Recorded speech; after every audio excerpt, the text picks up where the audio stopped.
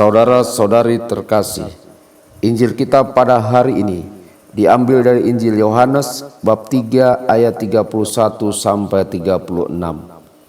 Siapa yang datang dari atas adalah di atas semuanya. Siapa yang berasal dari bumi, termasuk pada bumi dan berkata-kata dalam bahasa bumi. Siapa yang datang dari surga adalah di atas semuanya. Ia memberi kesaksian tentang apa yang dilihatnya dan yang didengarnya, tetapi tak seorang pun yang menerima kesaksiannya itu. Siapa yang menerima kesaksiannya itu, ia mengaku bahwa Allah adalah benar. Sebab siapa yang diutus Allah, dialah yang menyampaikan firman Allah, karena Allah mengaruniakan rohnya dengan tidak terbatas. Bapa mengasihi anak dan telah menyerahkan segala sesuatu kepadanya. Barang siapa percaya kepada anak, ia beroleh hidup yang kekal. Tetapi barang siapa tidak taat kepada anak, ia tidak akan melihat hidup, melainkan murka Allah tetap ada di atasnya. Demikianlah sabda Tuhan. Terpujilah Kristus.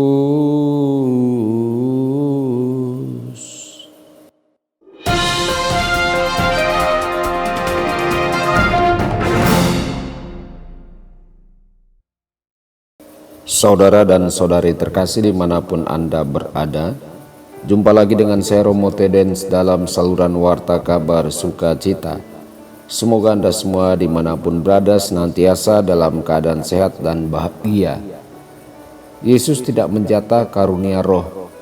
Oleh dan melalui Roh Kudus, Kristus mengangkat seluruh hidup kita ke alam lain. Kemurahan hati Tuhan luar biasa. Saudara-saudari, pikirkanlah tentang Ekaristi Kudus.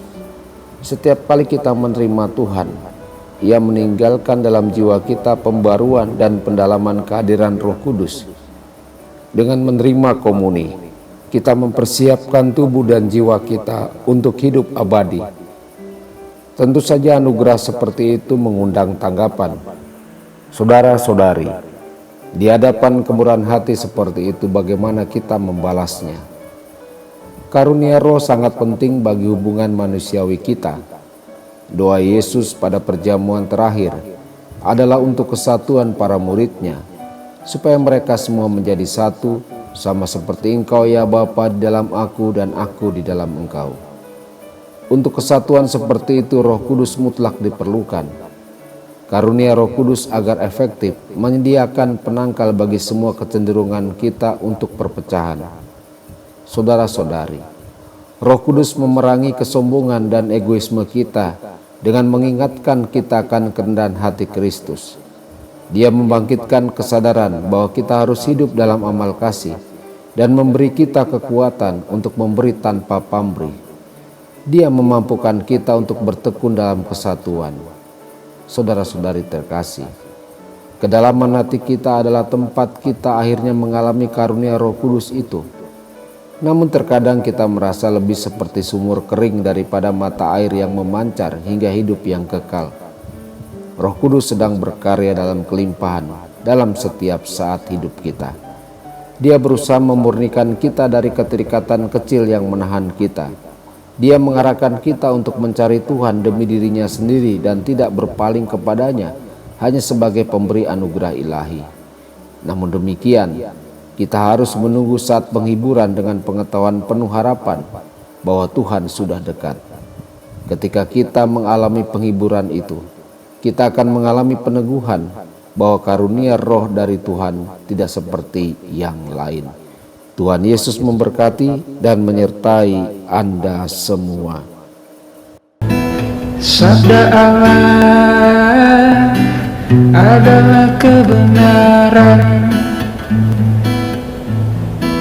Sabda Allah adalah kehidupan. Mari kita mencintainya, mari kita menghayatinya.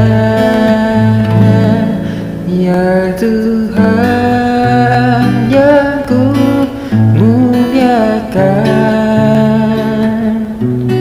sabdamu bersatu